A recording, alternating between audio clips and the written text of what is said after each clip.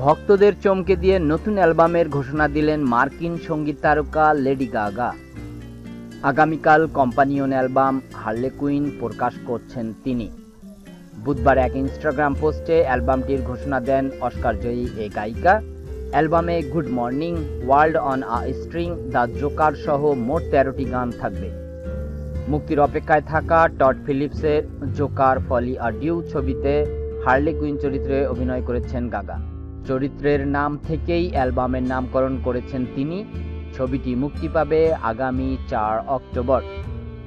2019 সালে আ star is born সিনেমায় shallow শিরোনামে গানের জন্য অস্কার পেয়েছেন লেডি গাগা।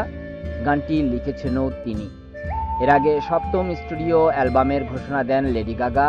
অ্যালবামটি অক্টোবরে আসার কথা রয়েছে।